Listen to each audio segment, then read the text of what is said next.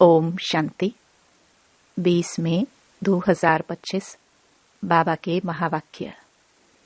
मीठे बच्चे, बाबा आया है तुम बच्चों को अविनाशी कमाई कराने। अभी तुम ज्ञान रत्नों की जितनी कमाई करने चाहो कर सकते हो। प्रश्न: आसुरी संस्कारों को बदलकर दैवी संस्कार बनाने के लिए कौन सा विशेष पुरुषार्थ चाहिए? उत्तर: संस्कारों को बदलने के लिए जितना हो सके देही अभिमानी रहने का अभ्यास करो। देह अभिमान में आने से ही आसुरी संस्कार बनते हैं। बाप आसुरी संस्कारों को दैवी संस्कार बनाने के लिए आए हैं। पुरुषार्थ करो। पहले मैं देही आत्मा हूं, पीछे यह शरीर है। गीत: तूने रात गवाई सो के। ओम शांति। यह गीत तो बच्चों ने बहुत बार सुने हैं। रूहानी बच्चों प्रति रूहानी बाप सावधानी देते रहते हैं कि यह समय खोने का नहीं है। यह समय बहुत भारी कमाई करने का है। कमाई कराने के लिए ही बाप आया हुआ है। कमाई भी अताह है। जिसको जितनी कमाई करनी हो उतनी कर सकते हैं। यह है अविनाशी ज्ञान रत्नों से झोली भरने की कमाई। यह है भविष्य के लिए। वह है भक्ति, यह है ज्ञान। मनुष्य यह नहीं जानते हैं कि भक्ति तब शुरू होती है जब रावण राज्य शुरू होता है। फिर ज्ञान तब शुरू होता है जब बाप आकर राम राज्य स्थापन करते हैं। ज्ञान है ही नई दुनिया के लिए, भक्ति है पुरानी दुनिया के लिए। अब बाप कहते हैं पहले तो अपने को देही आत्मा समझना है। तुम बच्चों की बुद्धि में है। हम पहले आत्मा है, पीछे शरीर है। परंतु ड्रामा प्लान अनुसार मनुष्य सब रॉन्ग हो गए हैं। इसलिए उल्टा समझ लिया है कि पहले हम देह हैं, फिर देही हैं। बाप कहते हैं यह तो विनाशी है। इसको तुम लेते और छोड़ते हो। संस्कार आत्मा में रहते हैं। देह अभिमान में आने से संस्कार आसुरी बन जाते हैं। फिर आसुरी संस्कारों को दैवी बनाने के लिए बाप को आना पड़ता है। यह सारी रचना उस एक रचता बाप की ही है। उनको सब फादर कहते हैं। जैसे लौकिक बाप को भी फादर ही कहा जाता है। बाबा और मम्मा यह दोनों अक्षर बहुत मीठे हैं। रचता तो बाप को ही कहेंगे। वह पहले माँ को एडॉप्ट करते हैं, फिर रचना रचते हैं। बेहद का बाप भी कहते हैं कि मैं आकर इनमें प्रवेश करता हूँ। इनका नाम बाला है। कहते भी हैं भागीरथ। मनुष्य का ही चित्र दिखाते हैं, कोई बैल आदि नहीं है। भागीरथ मनुष्य का तन है। बाप ही आकर बच्चों को अपना परिचय देते हैं। तुम हमेशा कहो हम बाप दादा के पास जाते हैं। सिर्फ बाप कहेंगे तो वह निराकार हो जाता है। निराकार बाप के पास तो तब जा सकते जब शरीर छोड़े। ऐसे तो कोई भी जा नहीं सकते। यह नॉलेज बाप ही देते हैं। यह नॉलेज है भी बाप के पास। अविनाशी ज्ञान रत्नों का खजाना है। बाप है ज्ञान रत्नों का सागर। पानी की बात नहीं। ज्ञान रत्नों का भंडारा है। उनमें नॉलेज है। नॉलेज पानी को नहीं कहा जाता। जैसे मनुष्य को बैरिस्टर, डॉक्टरी आदि की नॉलेज होती है, यह भी नॉलेज है। इस नॉलेज के लिए ही ऋषि मुनि आदि सब कहते थे कि रचता और रचना के आदि मध्य अंत की नॉलेज हम नहीं जानते। वह तो एक रचता ही जाने। झाड़ का बीज रूप भी वही है। सृष्टि के आदि मध्य अंत का नॉलेज उसमें है। वह जब आए तब सुनाए। अभी तुमको नॉलेज मिली है तो तुम इस नॉलेज से देवता बनते हो। नॉलेज पाकर फिर प्रारब्ध पाते हो। वहां फिर इस नॉलेज की दरकार नहीं रहेगी। ऐसे नहीं कि देवताओं में यह ज्ञान नहीं है तो अज्ञानी है। नहीं, वह तो इस नॉलेज से पद प्राप्त कर लेते हैं। बाप को पुकारते ही हैं कि बाबा आओ, हम पतित से पावन कैसे बने उसके लिए रास्ता अथवा नॉलेज बताओ, क्योंकि जानते नहीं। अभी तुम जानते हो, हम आत्माएं शांति धाम से आई हैं। वहां आत्माएं शांत में रहती हैं। यहाँ आए हैं पाठ बजाने। यह पुरानी दुनिया है तो जरूर नई दुनिया थी। वह कब थी, कौन राज्य करते थे, यह कोई नहीं जानते। तुमने अभी बाप द्वारा जाना है। बाप है ही ज्ञान का सागर, सद्गति दाता। उनको ही पुकारते हैं कि बाबा आकर हमारे दुख हरो, सुख शांति दो। आत्मा जानती है, परंतु तमो प्रधान हो गई है। इसलिए फिर से बाप आकर परिचय दे रहे हैं। मनुष्य न आत्मा को न परम आत्मा को जानते हैं। आत्मा को ज्ञान ही नहीं जो परमात्म अभिमानी बने। आगे तुम भी नहीं जानते थे, अभी ज्ञान मिला है तो समझते हो। बरोबर सूरत मनुष्य की थी और सीरत बंदर की थी। अभी बाप ने नॉलेज दी है तो हम भी नॉलेजफुल बन गए हैं। रचता और रचना का ज्ञान मिला है। तुम जानते हो, हमको भगवान पढ़ाते हैं तो कितना नशा रहना चाहिए। बाबा है ज्ञान का सागर, उनमें बेहद का ज्ञान है। तुम किसके पास भी जाओ, सृष्टि के आदि मध्य अंत का ज्ञान तो क्या, परंतु हम आत्मा क्या चीज है वह भी नहीं जानते। बाप को याद भी नहीं करते। दुख हरता सुख करता, फिर भी ईश्वर सर्वव्यापी कह देते हैं। बाप कहते हैं ड्रामानुसार उन्हों का भी कोई दोष नहीं। माया बिल्कुल ही तुच्छ बुद्धि बना देती है। कीड़ों को फिर गंध में ही सुख भासता है। बाप आते हैं गंध से निकालने। मनुष्य दलदल में फंसे हुए हैं, ज्ञान का पता ही नहीं है तो क्या करे। दुबन में फंसे पड़े हैं, फिर उनको निकालना ही मुश्किल हो जाता है। निकालकर आधा पौना तक ले जाओ, फिर भी हाथ छुड़ाए गिर पड़ते हैं। कई बच्चे औरों को ज्ञान देते देते स्वयं ही माया का थप्पड़ खा लेते हैं, क्योंकि बाप के डायरेक्शन के विरुद्ध कार्य कर लेते हैं। दूसरों को निकालने की कोशिश करते और खुद गिर पड़ते हैं।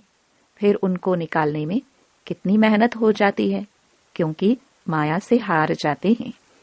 उनको अपना पाप ही अंदर खाता है। माया की लड़ाई है ना। अभी तुम युद्ध के मैदान पर हो। वह है बाहुबल से लड़ने वाली हिंसक सेनाएं। तुम हो अहिंसक। तुम राज्य लेते हो अहिंसा से। हिंसा दो प्रकार की होती है ना। एक है काम कटारी चलाना और दूसरी हिंसा है किसको मारना पीटना। तुम अभी डबल अहिंसक बनते हो। यह ज्ञान बल की लड़ाई कोई नहीं जानते। अहिंसा किसको कहा जाता है यह कोई नहीं जानते। भक्ति मार्ग की सामग्री कितनी भारी है। गाते भी हैं पतित पावन आओ, परंतु मैं कैसे आकर पावन बनाता हूँ यह कोई नहीं जानते। गीता में ही भूल कर दी है, जो मनुष्य को भगवान कह दिया है। शास्त्र मनुष्यों ने ही बनाए हैं, मनुष्य ही पढ़ते हैं। देवताओं को तो शास्त्र पढ़ने की दरकार नहीं, वहां कोई शास्त्र नहीं होते हैं। ज्ञान भक्ति पीछे है वैराग्य। किसका वैराग्य? भक्ति का। पुरानी दुनिया का वैराग्य है, पुराने शरीर का वैराग्य है। बाप कहते हैं इन आंखों से जो कुछ देखते हो वह नहीं रहेगा। इस सारी छीछी दुनिया से वैराग्य है। बाकी नई दुनिया का तुम दिव्य दृष्टि से साक्षात्कार करते हो। तुम पढ़ते ही हो नई दुनिया के लिए। यह पढ़ाई कोई इस जन्म के लिए नहीं है, और जो भी पढ़ाई है वह होती है उसी समय उसी जन्म के लिए। अब तो है संगम, इसलिए तुम जो पढ़ते हो उसकी प्रारब्ध तुमको नई दुनिया में मिलती है। बेहद के बाप से कितनी बड़ी प्रारब्ध तुमको मिलती है। बेहद के बाप से बेहद सुख की प्राप्ति होती है। तो बच्चों को पूरा पुरुषार्थ कर श्रीमत पर चलना चाहिए। बाप है श्रेष्ठ ते श्रेष्ठ, उनसे तुम श्रेष्ठ बनते हो। वह तो सदैव है ही श्रेष्ठ, तुमको श्रेष्ठ बनाते हैं। 84 जन्म लेते लेते फिर तुम भ्रष्ट बन जाते हो। बाप कहते मैं तो जन्म मरण में नहीं आता हूँ। मैं अभी भाग्यशाली रथ में ही प्रवेश करता हूँ, जिसको तुम बच्चों ने पहचाना है। तुम्हारा अभी छोटा झाड़ है। झाड़ को तूफान भी लगते हैं ना। पत्ते झड़ते रहते हैं, ढेर फूल निकलते हैं, फिर तूफान लगने से गिर पड़ते हैं। कोई कोई अच्छी रीति फल लग जाते हैं, फिर भी माया के तूफान से गिर पड़ते हैं। माया का तूफान बहुत तेज है। उस तरफ है बाहुबल, इस तरफ योग बल अथवा याद का बल। तुम याद अक्षर पक्का कर लो। वो लोग योग योग अक्षर कहते रहते हैं, तुम्हारी है याद। चलते फिरते बाप को याद करते हो, इसको योग नहीं कहेंगे। योग अक्षर सन्यासियों का नामी ग्रामी है। अनेक प्रकार के योग सिखाते हैं। बाप कितना सहज बतलाते हैं। उठते बैठते चलते फिरते बाप को याद करो। तुम आधा कल्प के आशुक हो, मुझे याद करते आए हो। अब मैं आया हूँ। आत्मा को कोई भी नहीं जानते, इसलिए बाप आकर रियलाइज कराते हैं। यह भी समझने की बड़ी महीन बातें हैं। आत्मा अति सूक्ष्म और अविनाशी है। न आत्मा विनाश होने वाली है, न उनका पाठ विनाश हो सकता है। यह बातें मोटी बुद्धि वाले मुश्किल समझ सकते हैं। शास्त्रों में भी यह बातें नहीं हैं। तुम बच्चों को बाप को याद करने की बहुत मेहनत करनी पड़ती है। ज्ञान तो बहुत सहज है।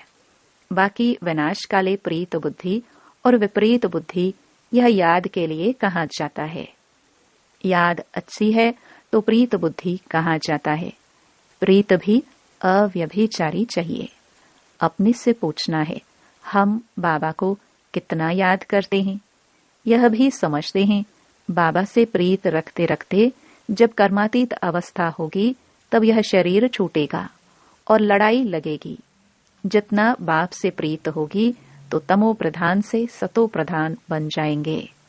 इम्तिहान तो एक ही समय होगा ना। जब पूरा समय आता है, सबकी प्रीत बुद्धि हो जाती है। उस समय फिर विनाश होता है। तब तक झगड़े आदि लगते रहते हैं। विलायत वाले भी समझते हैं, अभी मौत सामने है। कोई प्रेरक है जो हमसे बॉम्ब्स बनवाते हैं, परंतु कर क्या सकते हैं। ड्रामा की नोंद है ना। अपनी ही साइंस बल से अपने कुल का मौत लाते हैं। बच्चे कहते हैं, पावन दुनिया में ले जाओ, तो शरीर को थोड़े ले जाएंगे।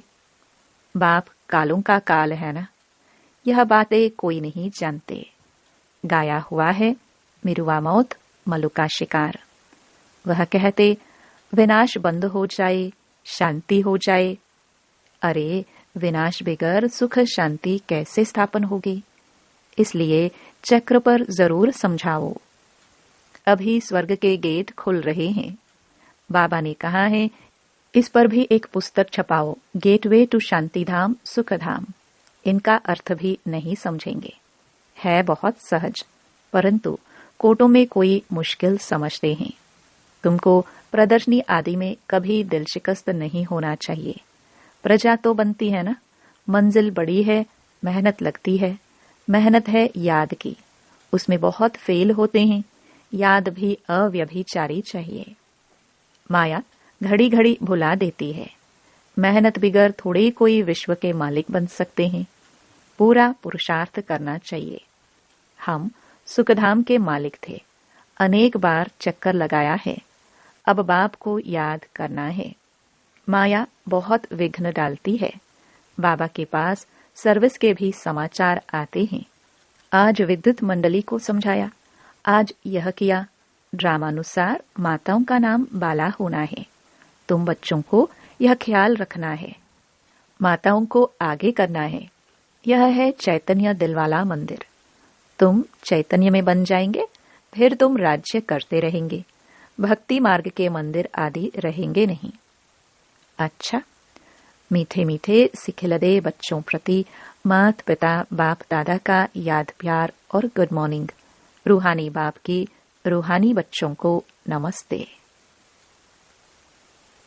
धारणा के लिए मुख्य सार। पहला, एक बाप से अव्यभिचारी प्रीत रखते रखते कर्मातीत अवस्था को पाना है। इस पुरानी देह और पुरानी दुनिया से बेहद का वैराग्य हो। दूसरा, कोई भी कर्तव्य बाप के डायरेक्शन के विरुद्ध नहीं करना है। युद्ध के मैदान में कभी भी हार नहीं खानी है। डबल अहिंसक बनना है। वरदान, शुभ भावना से सेवा करने वाले बाप समान अपकारियों पर भी उपकारी भव। जैसे बाप अपकारियों पर उपकार करते हैं, ऐसे आपके सामने कैसी भी आत्मा हो, लेकिन अपने रहम की वृत्ति से, शुभ भावना से उसे परिवर्तन कर दो। यही है सच्ची सेवा। जैसे साइंस वाले रेत में भी खेती पैदा कर देते हैं, ऐसे साइलेंस की शक्ति से रहमदिल बन अपकारियों पर भी उपकार कर धरनी को परिवर्तन करो। स्व परिवर्तन से, शुभ भावना से कैसे भी आत्मा परिवर्तन हो जाएगी, क्योंकि शुभ भावना सफलता अवश्य प्राप्त कराती है। स्लोगन, ज्ञान का सिमरन करना ही सदा हर्षित रहने का आधार है। अव्यक्त इशारे, रूहानी रॉयल्टी और प्योरिटी की पर्सनालिटी धारण करो। आप ब्राह्मणों जैसी रूहानी पर्सनालिटी सारे कल्प में और किसी की भी नहीं है, क्योंकि आप सबकी पर्सनालिटी बनाने वाला ऊंचे ते ऊंचा स्वयं परम आत्मा है। आपकी सबसे बड़े ते बड़ी पर्सनालिटी है स्वप्न व संकल्प में भी संपूर्ण प्योरिटी। इस प्योरिटी के साथ साथ चेहरे और चलन से रूहानियत की भी पर्सनालिटी है। अपनी इस पर्सनालिटी में सदा स्थित रहो तो सेवा स्वतः होगी। ओम शांति।